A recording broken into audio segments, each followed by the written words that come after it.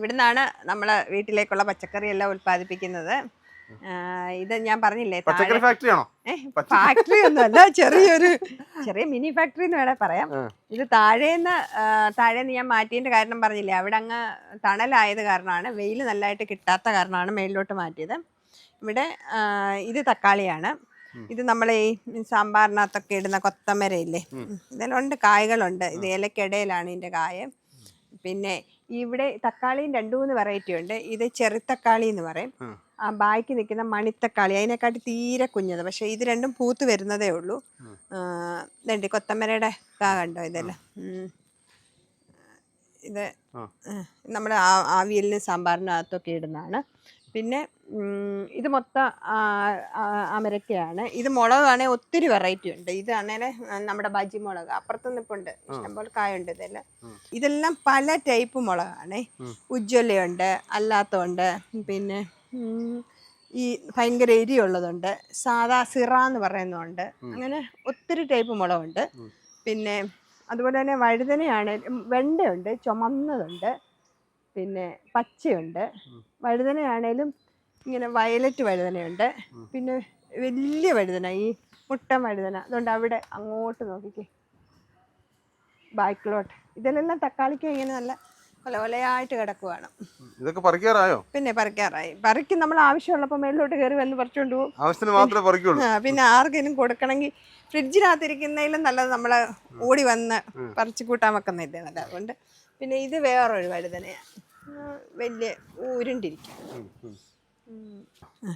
തക്കാളിയാണെങ്കിൽ 3 type ഉണ്ടേ. ഇത് ചെറുത്തക്കാളി എന്ന് പറയും. ഇത് ഒരു ചെറിയയുടെ അത്രയും ആവും, അതിൻ്റെ അപ്പുറത്തോട്ട് ഇത് പോകത്തില്ല. ഞാനിത് ചെറുത്തക്കാളിയും മണിത്തക്കാളിയും കൂടെ ഒന്നിച്ചാണ് ഇതിനകത്ത് നട്ടേക്കുന്നത്. അവിടെ ഉണ്ട്. ഇത് മണിത്തക്കാളി, ഇത് ഇതിനേക്കാൾ ഒരു ശകലം കൂടെ വരത്തുള്ളൂ. ഇത് ഉള്ളി, നമ്മളെ ചുമന്നുള്ളി. ചുമന്നുള്ളി ഇത് ഞാൻ സീഡ് ഇട്ടുണ്ടാക്കിയതാണ് ഈ ചുമന്നുള്ളി. ഇതാണേൽ പാവല്, നമുക്കറിയാമല്ലോ. പിന്നെ വെള്ളരി, പാവല്, വെള്ളരി. പിന്നെ ഇത് ഒരു സ്പെഷ്യൽ സാധനം, ഇതെന്താ പറയാമോ, ഇത് ഷമാം. ഷമാമിനെ ഇതുണ്ട് കണ്ടോ, നിറച്ചും കായുണ്ട്, അങ്ങോട്ടെല്ലാം ഉണ്ട്, നിറച്ചും കായുണ്ട്. ഇതെന്നാൽ നമ്മൾ ഈ മാർക്കറ്റിൽ നിന്ന് മേടിക്കുന്ന ഷമാം എന്ന് പറഞ്ഞാൽ വർഷങ്ങളായിട്ട് വന്ന് കിടന്ന് ഒരു മണമൊന്നുമില്ല. പക്ഷേ ഈ ഷമാം എന്ന് പറഞ്ഞാൽ ഇത്രയും ആകും, ആ മാർക്കറ്റിൽ കിട്ടുന്നതിൻ്റെ അത്രയും വലുപ്പം വന്നില്ലേലും. പക്ഷെ ഇതിലൊരു ഷമാം എടുത്ത് നമ്മൾ ഫ്രിഡ്ജിനകത്തൊക്കെ വെച്ചാൽ ഭയങ്കര മണമായിരിക്കും. കഴിഞ്ഞ വർഷം ഒത്തിരി എനിക്ക് കിട്ടി, ഒത്തിരി കിട്ടിയെന്ന് പറഞ്ഞാൽ ഒത്തിരി കിട്ടി. ഇത് നിറച്ചും പൂക്കളുണ്ട്. അങ്ങോട്ട് ഈ നല്ലതായിട്ട് പിടിക്കും. നമ്മൾ ഈ 2 വരി മൊത്തം കണ്ടാ, നേരെ തൊട്ട് മുന്നിലും കണ്ടത് ഇതെല്ലാം കിടക്കണം. ഇതെല്ലാം ഷമാമിന്റെ കായകളാണ്. കുഞ്ഞു കുഞ്ഞു കായകൾ നിറച്ചും പിടിച്ചു വരുന്നുണ്ട്. ഇതിന് നമ്മൾ ഈ ഗ്രോ ബാഗ് ഒരുക്കുമ്പോഴാണ് ഇത് കൂടുതൽ ശ്രദ്ധിക്കേണ്ടത്. അപ്പം എത്രയും മണ്ണാണ് നമ്മൾ എടുക്കുന്നത് അത്രയും തന്നെ ചാണകപ്പൊടി എടുക്കണം. ഞാൻ എൻ്റെ രീതിയാണ് പറയുന്നത്, പിന്നെ ബാക്കിയുള്ളവരുടെ എനിക്കറിയത്തില്ല. പിന്നെ അതേപോലെ തന്നെ അത്ര അളവിൽ നമ്മൾ കരിയിലപ്പൊടി എടുക്കും. ഇത് 3 നല്ലതായിട്ട് ഡോളോമൈറ്റ്, കക്ക കിട്ടുവാണെങ്കിൽ അതാണ് നല്ല, കടൽ കക്ക, അങ്ങനെ അത് കിട്ടുവാണെങ്കിൽ അത് ഏറ്റവും നല്ലത്. എല്ലാം കൂടെ മിക്സ് ചെയ്ത് വെച്ചിട്ട്, ഞാൻ ഡോളോമൈറ്റാണ് കൂടുതലായിട്ട് ഉപയോഗിക്കുന്നത്. കക്ക കിട്ടുന്ന സമയത്ത് കക്ക ഇട്ട് കൊടുക്കും. അത് മിക്സ് ചെയ്തൊരു 4 ദിവസം വെച്ചിട്ടാണ് ഇതിനകത്ത് വാരി വെക്കുന്നത്. അപ്പോൾ ആ ഒരു വളം നല്ലതാണ്. പിന്നെ നമ്മൾ ഇടയ്ക്കിടയ്ക്ക് കൊടുക്കും. കടൽപ്പായൽ ഞാൻ മേടിക്കും, സീവീഡ് മേടിക്കും, അത് കലക്കി ഒഴിച്ച് കൊടുക്കാറുണ്ട്. പിന്നെ കടലപ്പിണ്ണാക്കും പിന്നെ കഞ്ഞിവെള്ളവും കൂടി പുളിപ്പിച്ചിട്ട് 3-4 ദിവസം വെച്ച് പുളിപ്പിച്ചിട്ട് അത് ഒരു 9-10 ഇരട്ടി വെള്ളം ചേർത്തിട്ട് അതൊരു കോപ്പ ഒഴിച്ചു കൊടുക്കാറുണ്ട്. പിന്നെ അതുപോലെ നമ്മൾ പഴത്തൊലി വെള്ളത്തിലിട്ടിട്ട് ആ വെള്ളം ഒഴിച്ചു കൊടുക്കുന്ന നല്ല, പക്ഷെ അതിന് ഭയങ്കര സ്മെല്ലാണ്. അത് കാരണം പഴത്തൊലി മിക്സിക്കകത്തിട്ട് നല്ലതായിട്ട് അരച്ചിട്ട് അതിൻ്റെ ഒരു 9 മടങ്ങ് വെള്ളം ചേർത്ത് അത് കൊടുക്കാറുണ്ട്. അങ്ങനെ നമ്മുടെ ചുറ്റും കിട്ടുന്ന ചാണകപ്പൊടി ഇട്ട് കൊടുക്കാറുണ്ട്. വല്ലപ്പോഴും ഇച്ചിരി എല്ലുപൊടി ഇട്ട് കൊടുക്കാറുണ്ട്. ഇതെല്ലാം എന്തോ കിട്ടിയാലും എല്ലാ ആഴ്ചയിലും എന്തെങ്കിലുമൊക്കെ കൊടുക്കും, അല്ലാതെ ഒന്നും കൊടുക്കാതിരിക്കത്തില്ല. ഓരോ ആഴ്ചയിൽ പിന്നെ ഡോളോമൈറ്റ്, ഇപ്പം നമ്മൾ ഈ പിണ്ണാക്ക് കൊടുത്തു കഴിഞ്ഞാൽ ഒരു 3-4 ദിവസം കഴിയുമ്പോൾ ഡോളോമൈറ്റ് ഇട്ട് കൊടുക്കണം. ഇല്ലെങ്കിൽ pH, പിണ്ണാക്കെന്ന് പറഞ്ഞാൽ പുളിപ്പുള്ളത് കാരണം pH പെട്ടെന്ന് മണ്ണിൻ്റെ പോകാൻ ഇതുണ്ട്, അതുകൊണ്ട് ഡോളോമൈറ്റ് ഇട്ട് കൊടുക്കും. പിന്നെ ആഴ്ചയിൽ ഒരു 1-2-3 പ്രാവശ്യം വേപ്പെണ്ണ എമർഷൻ സ്പ്രേ ചെയ്യും. എന്താണെന്ന് വെച്ചാൽ കീടങ്ങൾ കയറാതിരിക്കാൻ. പിന്നെ എൻ്റെ മട്ടുപ്പാവ് കണ്ടില്ലേ, ഇതിനകത്ത് ഞാൻ ഒരു പഴുത്തലയോ ഒരു എപ്പോഴും നീറ്റാക്കി ഇടും. അതുകൊണ്ട് എനിക്ക് തോന്നുന്നു വലിയ കീടങ്ങളുടെ ശല്യമില്ല, എന്നാലും ഉണ്ട്, എന്നാലും ഇതിലേക്ക് വരാറുണ്ട്. പക്ഷേ എനിക്കൊരു തോന്നലെന്ന് പറഞ്ഞാൽ ഈ താഴെ കൃഷി ചെയ്യുന്നതിലും കീടങ്ങളുടെ ആക്രമണം മേടിക്കുറവാണ്. പിന്നെ നമ്മൾ ഇതുപോലെ ചെറിയ ചെറിയ ടിപ്പ് വെച്ചിട്ടുണ്ട്. മഞ്ഞക്കണി കണ്ടില്ലേ, അതിനകത്ത് കീടങ്ങൾ വന്ന് ഒട്ടിപ്പിടിക്കും. പിന്നെ ഇത് നമ്മുടെ ഈ കായ്ച്ചക്കണിയാണ്. ഇതിനകത്തൊരു ടാബ്ലറ്റ് ഉണ്ട്. ഇപ്പം ഇത് തുറക്കുവാണെങ്കിൽ ഇതിനകത്തുനിന്നുള്ള ഈച്ചയെല്ലാം കൂടി ചാടി. അപ്പം ഇതിനകത്ത് ഒരു ഫിറമോൺ ടാബ്ലറ്റ് എന്ന് പറഞ്ഞാൽ ചെറിയൊരു ടാബ്ലറ്റ് ഇടും. അപ്പം അതിൻ്റെ മണം കാരണം ഈ ഹോളിൽ കൂടെ ഈച്ച വന്ന് ഇതിനകത്ത് കയറും. പിന്നെ ഇതിന് ഇറങ്ങിപ്പോകാൻ പറ്റത്തില്ല. അങ്ങനെ ഒരു 3-4 ബോട്ടിൽ ഞാൻ അവിടെ ഇവിടെ ആയിട്ടൊക്കെ ഇട്ടിട്ടുണ്ട്. അത് ഫ്രൂട്ട്സിന് വേറെ ഉണ്ട്, വെജിറ്റബിൾസിന് വേറെ ടാബ്ലറ്റ് ഉണ്ട്, അത് ഇതിനകത്ത് ഇട്ടിട്ടുണ്ട്. അപ്പോൾ അങ്ങനെ ഉള്ളതൊക്കെ പിടിക്കാറുണ്ട്. ഇതൊക്കെയാണ് ഇവർക്ക് കൊടുക്കുന്ന വിറ്റാമിൻസ്. അങ്ങനെ ഒരു കർഷകയായി മാറിയത് ഈ ഒരു എഡ്യൂക്കേഷൻ മേഖലയിൽ നിന്നൊരു അഗ്രികൾച്ചർ മേഖലയിലേക്ക്? ഞാൻ പറഞ്ഞല്ലോ, നമ്മുടെ ഈ വീട് വെച്ചപ്പോഴേ നമുക്ക് ചുറ്റിനും പച്ചക്കറി ഉണ്ടാവണം, ഔഷധച്ചെടികൾ ഉണ്ടാവണം, ഒന്നിനും വേറെങ്ങും പോയി മേടിക്കരുത് എന്നൊരു തോന്നൽ വന്ന് അങ്ങനെയാണ് നമ്മൾ ഈ കൃഷി തുടങ്ങിയത്. അപ്പം അങ്ങനെ ഈ വെളിയിൽ നിന്ന് മേടിക്കുന്ന പച്ചക്കറി നമ്മൾ പാചകം ചെയ്യുന്നതിലും നല്ലതാണ്. നമ്മൾ ഫ്രഷായിട്ട് രാവിലെ വന്ന് എനിക്കെന്തെങ്കിലും ഉണ്ടാക്കണമെങ്കിൽ രാവിലെ വന്ന് ഞാൻ പറിച്ചുകൊണ്ട് പോയി പെട്ടെന്ന് അത് കിട്ടുന്ന ഒരു സുഖമുണ്ടല്ലോ. പിന്നെ വൈകിട്ട് വന്ന് നമ്മൾ ജോലി കഴിഞ്ഞ് സ്കൂളിൽ നിന്ന് വരുമ്പം കുറേ നേരം. അതിനെക്കുറിച്ച് പറഞ്ഞില്ല, ടീച്ചറിന്റെ പ്രൊഫഷനെ കുറിച്ച് പറഞ്ഞില്ല. എനിക്കറിയാമെങ്കിലും പ്രേക്ഷകർക്ക് അറിയണമല്ലോ. ഞാൻ അധ്യാപികയാണ്. അധ്യാപിക എന്ന് പറഞ്ഞാൽ സാധാരണ കുട്ടികളുടെ അധ്യാപികയല്ല, ഒരു ഭിന്നശേഷി കുഞ്ഞുങ്ങളുടെ അധ്യാപികയാണ്. അപ്പം ഞാൻ എൻ്റെ ഈ കൃഷി ഞാൻ എൻ്റെ കുഞ്ഞുങ്ങളിലോട്ടും പകർന്നു കൊടുത്തിട്ടുണ്ട്. ഞാൻ 2 സ്കൂളുകളിലായിട്ടാണ്, ക്ലബിംഗ് ആണ്. അതുകൂടാതെ ഈ കുട്ടികളുടെ വീടുകളിലും ഞാൻ കൃഷി ചെയ്യുന്നുണ്ട്. ആദ്യമായിട്ട് അവരെ കൊണ്ട് കൃഷി ചെയ്യുന്നുണ്ട്. ആദ്യമായിട്ട് അവർക്ക് ഞാൻ കൃഷി തുടങ്ങിയെന്ന് പറഞ്ഞാൽ കോവിഡ് സമയത്താണ്. അവരുടെ വീടുകളിൽ കൃഷി ഒരു 8 കുട്ടികളെ എടുത്തിട്ടാണ് നമ്മൾ ആദ്യമായിട്ട് ഈ കൃഷിക്ക് തുടക്കം കുറിക്കുന്നത്. 8 കുട്ടികളുടെയും വീട്ടിൽ നമ്മൾ കുറേ ഗ്രോ ബാഗും. അപ്പോൾ എനിക്കൊരു അവാർഡ് കിട്ടിയാണ്. എനിക്ക് ഈ പച്ചക്കറി കൃഷിയിൽ ഒത്തിരി അവാർഡ് കിട്ടിയിട്ടുണ്ട്. സംസ്ഥാന അവാർഡ് ഉൾപ്പെടെ ഒത്തിരി അവാർഡുകൾ കിട്ടിയിട്ടുണ്ട്, ജില്ലാതലമൊക്കെ.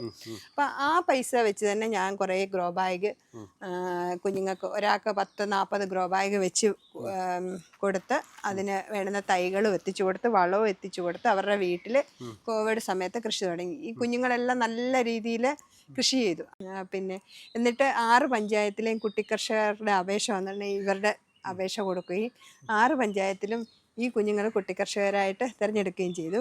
അതിനുശേഷം നമ്മുടെ SSKയിലെ അധ്യാപകരില്ലേ നമ്മൾ, അപ്പോൾ സമഗ്ര ശിക്ഷ കേരള പത്തനംതിട്ട ജില്ല ഈ പ്രോജക്റ്റ് ഏറ്റെടുക്കുകയും അന്ന് ലജിസാറായിരുന്നു DPC ഏറ്റെടുക്കുകയും ജില്ല മൊത്തം ഈ കൃഷി ഭിന്നശേഷി കുഞ്ഞുങ്ങളുടെ വീട്ടിൽ ഇത് നടത്തുകയും അങ്ങനെ എല്ലാ പഞ്ചായത്തിലും മിക്കയിടത്തും അന്നൊക്കെ നമ്മുടെ കുഞ്ഞുങ്ങളായിരുന്നു കുട്ടിക്കർഷകരായിട്ട് ഇപ്പോഴും തിരഞ്ഞെടുത്തുകൊണ്ടിരിക്കുന്നത്. കുഞ്ഞുങ്ങൾക്ക് മറ്റുള്ള തെറാപ്പിയോടൊപ്പം തന്നെ ഈ കുട്ടികളുടെ എല്ലാ സമഗ്ര വികസനം സത്യം പറഞ്ഞാൽ ഈ പിന്നെ ഹോർട്ടിക്കൾച്ചർ തെറാപ്പിയിലൂടെ നടക്കുക എന്നുള്ളത് കറക്റ്റായിട്ടുള്ള കാര്യമാണ്. ഐ ഹാൻഡ് കോർഡിനേഷന്, അതുപോലെ മസിലിൻ്റെ ഇത്, പിന്നെ കുഞ്ഞുങ്ങൾക്ക് ഈ കളറിനോടുള്ളൊരു ഏതൊക്കെ കളറാണെന്നുള്ളത്, മണം, ഇതെല്ലാം തിരിച്ചറിയാൻ ഈ പച്ചക്കറി കൃഷി വളരെ പ്രയോജനമാണ്. ഒരുപാട് അംഗീകാരങ്ങളൊക്കെ കിട്ടിയിട്ടുണ്ടെന്ന് എനിക്കറിയാം. ഒത്തിരി അംഗീകാരമൊക്കെ ഇതിലായിക്കോട്ടെ കൃഷിയിലായിക്കോട്ടെ അല്ലേ? അതെ, എനിക്ക് പിന്നെ മികച്ച സ്പെഷ്യൽ എഡ്യൂക്കേറ്ററിനുള്ള സംസ്ഥാന അവാർഡ് കിട്ടിയിട്ടുണ്ട്. മികച്ച മട്ടപ്പാവ് കൃഷിക്കുള്ള സംസ്ഥാന അവാർഡ് കിട്ടിയിട്ടുണ്ട്. അതുപോലെ തന്നെ ജില്ലാതലത്തിൽ കൃഷിക്ക് ഒത്തിരി അവാർഡുകൾ കിട്ടിയിട്ടുണ്ട്. പിന്നെ ഈ വർഷം എനിക്ക് ഏറ്റവും വലിയൊരു സന്തോഷമാണ് KK നായർ സ്മാരക പുരസ്കാരം മികച്ച അധ്യാപികയ്ക്കുള്ള കിട്ടിയത്. എന്ന് വെച്ചാൽ നമ്മുടെ പത്തനംതിട്ട ജില്ലയുടെ ശില്പി തന്നെയാണ് KK നായർ സാറ്.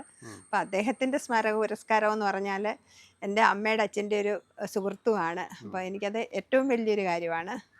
അതും ഈ വർഷം ലഭിച്ചു. പിന്നെ സരോജിനി ദാമോദരൻ ഫൗണ്ടേഷൻ്റെ ജൈവകൃഷിക്കുള്ള 2 പ്രാവശ്യം എനിക്ക് പുരസ്കാരം കിട്ടിയിട്ടുണ്ട്. എൻ്റെ ഇപ്പം തുടർച്ചയായിട്ട് 3 വർഷം ഉജ്ജ്വല ബാല്യ പുരസ്കാരം നേടുന്നത് എൻ്റെ കുട്ടികളാണ്. നമ്മുടെ പത്തനംതിട്ട ജില്ലയിൽ ഭിന്നശേഷി മേഖലയിൽ എൻ്റെ കുഞ്ഞുങ്ങളാണ് ഈ 3 വർഷം.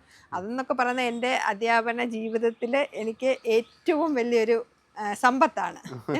3 വർഷം അടുപ്പിച്ച് എൻ്റെ കുഞ്ഞുങ്ങൾ ഉജ്ജ്വല ബാല്യ പുരസ്കാര ജേതാവുക എന്ന് പറഞ്ഞാൽ, എൻ്റെ കുട്ടികൾ കുട്ടിക്കർഷകരാകുക എന്ന് പറഞ്ഞാൽ എനിക്ക് അവാർഡ് കിട്ടുന്നതിലും എനിക്ക് സന്തോഷം അവർക്ക് കിട്ടുന്നതാണ്. പിന്നെ ഇതെൻ്റെ ഒരു പുതിയ കൃഷി രീതിയുടെ പരീക്ഷണമാണ്. ഇത് മുളക്. ഈ കുപ്പിയിലെല്ലാം ഞാൻ കഴിഞ്ഞ വർഷം ക്യാരറ്റ് നട്ടായിരുന്നേ, അത് മേളിലോട്ടാണ് നട്ടത്. ഇതിപ്പോൾ താഴോട്ട് ഞാൻ മുളക് നട്ടതാണ്. മുളക് ഇങ്ങനെ താഴോട്ട് ഈ മുളക് കണ്ട ഇപ്പോൾ ഒരാഴ്ചയായതേ ഉള്ളൂ ഈ മുളക് നട്ടിട്ട്. പക്ഷേ ഈ മുളക് ഇനി മേളിലോട്ടാവും. സൂര്യപ്രകാശം അനുസരിച്ച് ഈ മുളക് മേളിലോട്ട് വന്നിട്ട് മേളിൽ നിന്ന് കായ്ക്കും. ഇതാണ് എൻ്റെ പയറിൻ്റെ തോട്ടം. തോട്ടം എന്ന് പറയുമ്പോൾ വലിയ തോട്ടമൊന്നുമല്ല, ചെറിയൊരു, എന്നെ സംബന്ധിച്ച് വലിയ തോട്ടമാണ്. പക്ഷെ ഇതിന്റെ വിളവെടുപ്പെല്ലാം കഴിഞ്ഞു, തീരാറായി. പയറിന്റെ ഇലയെല്ലാം മഞ്ഞിച്ചു. മീറ്റർ പയറാണ് ഇത്. പച്ചയുണ്ട്, പിന്നെ ചുമപ്പുണ്ട്. ചുമപ്പും തീരാറൊക്കെ ആയി. ഇതുണ്ട് ഈ ഭാഗത്തൊക്കെ കിടപ്പുണ്ട് ചുമപ്പ്. അതും മീറ്ററാണ്. ഇത് രണ്ടുമാണ്. ഈ തോട്ടത്തിൽ എത്ര ചൂടുണ്ട്? എത്ര ചൂടുണ്ടെന്ന് ചോദിച്ചാൽ 19 മൂട് കാണത്തില്ലേ? 19 മൂടുണ്ട്. എത്ര കിലോ വെച്ച് പറിക്കും അതറിയട്ടെ? പറിക്കുമായിരുന്നു നിറച്ചുള്ളപ്പം. ഇപ്പൊ പിന്നെ തീരാറായാലും കിടപ്പുണ്ട്. ഇപ്പൊ പറിച്ചാലും 1 കിലോയിൽ കൂടുതൽ കിട്ടുമായിരിക്കും. പിന്നെ ഇത് പക്ഷെ നമ്മുടെ പയറ് മൊത്തം കണ്ടോ, ഇവിടെ അപ്പുറത്ത് ഒരു 2 തെങ്ങുണ്ട്, അതേ മൊത്തം തത്തകളാണ്. രാത്രിയിൽ അതുങ്ങൾ അവിടെയാണ് ഉറങ്ങുന്നത്. രാവിലെ വന്ന് എൻ്റെ പയറെല്ലാം കഴിച്ചിട്ട് പോകും. ഇങ്ങനെ മണി അങ്ങ് എടുത്തേച്ച് കുത്തി ബാക്കി ഇങ്ങനെ കിടക്കും പയറ്. പിന്നെ കെയിലാണ് ഈ നട്ടേക്കുന്നത്. ഇത് അത്യാവശ്യം ഇത്രയും വലിയ ചെടിയാകുന്നതാണ്. നിറച്ചും ഇല ഉണ്ടാകുന്നതാണ്. ഇല തോരൻ വെക്കാൻ കൊള്ളാം, നമുക്ക് സലാഡിനായിട്ട് ഇത് ഉപയോഗിക്കാൻ കൊള്ളാം. നേരത്തെ ഇത് 2 ടൈപ്പ് ഉണ്ട്, ഒരു ബ്രൗണിഷും ഉണ്ട്, പച്ചയും ഉണ്ട്. ആയി വരുന്നതേ ഉള്ളൂ. ഇവിടെ ഒരു 2 അതിഥികളുണ്ട്. ഒരു കിളിക്കൂടും 2 കിളിക്കുഞ്ഞുങ്ങളും ഉണ്ട്. എന്നിട്ട് ഈ ചെടിയുടെ ഉള്ളിലാണ് അത് കൂട് വെച്ചിരിക്കുന്നത്. ചെറിയ ചുണ്ടും കണ്ടോ. ജാനകി കണ്ടിട്ടുണ്ടോ മക്കളെ? ജാനകി എപ്പോഴും കാണുന്നതാ. ജാനകിയുടെ അച്ഛൻ വിളിച്ച് കഴിഞ്ഞ ദിവസം പറഞ്ഞു അതിനെ ഡിസ്റ്റർബ് ചെയ്യരുത്. ജാനകി ഇങ്ങനെയുള്ള സാധനത്തിനെല്ലാം അത് വിരിഞ്ഞു പോകുന്നിടം വരെ എൻ്റെ അടുത്തോട്ട് പോകരുത്, നീ അതിനെ ഒന്നും ചെയ്യരുതെന്നൊക്കെ ഇന്നലെ കഴിഞ്ഞ ദിവസം ഉപദേശിക്കുന്നു. എന്നെ സംബന്ധിച്ച് പറയുകയാണെങ്കിൽ എനിക്കിതൊരു സന്തോഷമാണ്. ഇരട്ടി സ്ട്രെയിനാണ്, രാവിലെ തൊട്ട് വൈകിട്ട് വരെ സ്ട്രെയിൻ. അത് ഞാൻ എല്ലാത്തിനും ഓരോ കൃത്യസമയം വെച്ചിട്ടുണ്ട്. അത് ഇന്ന് ചെയ്യേണ്ട ജോലികൾ ഞാൻ ഇന്നലെ വൈകിട്ടേ ഡിസൈഡ് ചെയ്യും. ഇന്ന് രാവിലെ എന്തൊക്കെ ചെയ്യണം, ഇന്ന് അത് ജോലിയുടെ കാര്യത്തിലാണെങ്കിലും സ്കൂളിലെ കാര്യത്തിലാണെങ്കിലും എല്ലാം എന്തൊക്കെ ചെയ്യണം എന്നുള്ളത് ഞാൻ ഡിസൈഡ് ചെയ്യും. അതനുസരിച്ചുള്ള കാര്യങ്ങൾ ചെയ്ത് തീർത്തിട്ടേ ഞാൻ എത്ര ബുദ്ധിമുട്ടിയാലും അതെല്ലാം കംപ്ലീറ്റ് ചെയ്തിട്ടേ ഞാൻ ഉറങ്ങാറുള്ളൂ. അതുകൊണ്ട് തന്നെ എനിക്ക് പിറ്റേ ദിവസം അത് ഓവറായിട്ട് ഉള്ള പണി വരത്തില്ല. പിന്നെ ചെടികളാണേലും ഞാൻ സ്കൂളിൽ നിന്ന് വന്നു കഴിഞ്ഞ് എന്നും ഒരു 2 മണിക്കൂറോളം ഈ ചെടികളുടെ ഇടയിൽ കയറി ചെടികളെ നോക്കി. നമ്മൾ ചിലപ്പോൾ ചില ദിവസമൊക്കെ സ്കൂളിൽ നിന്ന് വരുന്ന ഭയങ്കര ടെൻഷനും കൊണ്ടായിരിക്കും വരുന്നത്. പക്ഷേ ഇതിനകത്ത് കയറി നിന്ന് കുറച്ച് നേരം ഇതിനെയൊക്കെ ഒന്ന് ശുശ്രൂഷിച്ചൊക്കെ കഴിയുമ്പോഴത്തേക്ക് നമ്മുടെ ആ മൂഡ് അങ്ങ് മാറും. ഈ കാണുന്നൊക്കെയാണ് എന്നെ ഉത്തരവാദിത്തങ്ങൾ കൂട്ടുന്ന ഒരു ഏരിയ. അവാർഡുകൾ ഇത് നമ്മുടെ അധ്യാപികയ്ക്കുള്ള സ്റ്റേറ്റ് അവാർഡ് കിട്ടിയതിൻ്റെയാണ് ഇത്. 2 ഉണ്ടല്ലേ?